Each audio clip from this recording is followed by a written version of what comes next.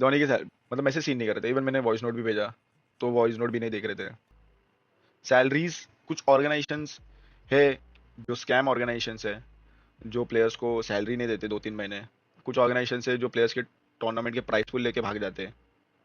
मतलब कुछ ना, एक प्रॉपर बॉडी होनी चाहिए, एक स्ट्रक्चर होना चाहिए गेमिंग में।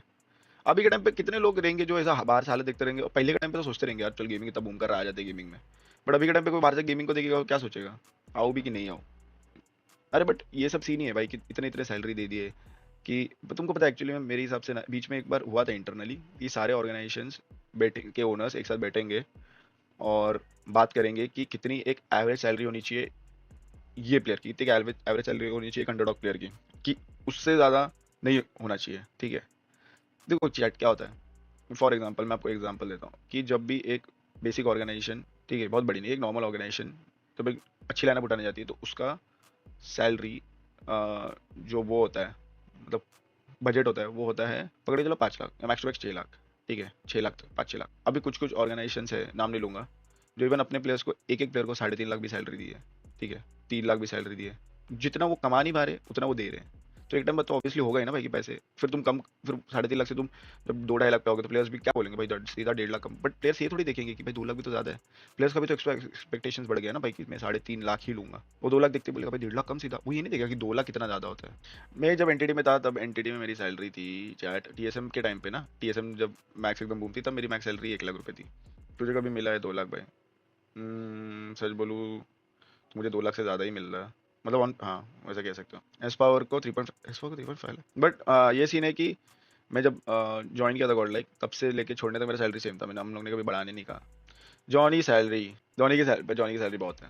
I don't know about now, but जब मैं था तो उसकी सैलरी एक एवरेज और के बजट जितनी थी जब मैं था। I don't know about now, जब मैं था तभी के टाइम पे। एक हफ्ते में इसलिए स्ट्रीम नहीं कर पाया गाइस क्योंकि मैं ये सब बातों में बिजी था कि मैं सबसे कॉल पे बात कर रहा था, सबसे, कि भाई कोई तो मेरा अनबैन का देखो, अनबैन का देखो। शांतनु से बात किया तो शांतनु उनको मैसेज कर रहा था कि सब बिजी थे लोग, जो क्राफ्टन के लोग थे वो लोग बिजी थे, तो वो मतलब मैसेज सीन नहीं कर रहे थे। इवन मैंने वॉइस नोट भी भेजा तो वॉइस नोट भी नहीं देख रहे थे, मतलब बिजी है।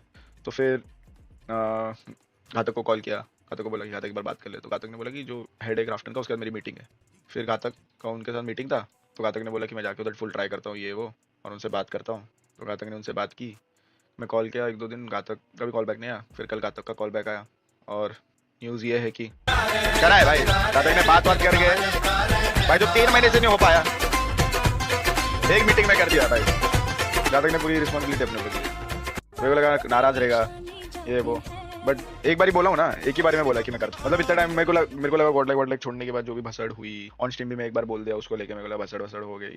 फिर तो मतलब ऐसे तो फिर मैं एक बार कॉल किया, मेरे को लगा पहले मैं सोचा बहुत बारी कॉल करके बोलूँ, समझ रहे, बोल देता हूँ भाई अब करना तो है।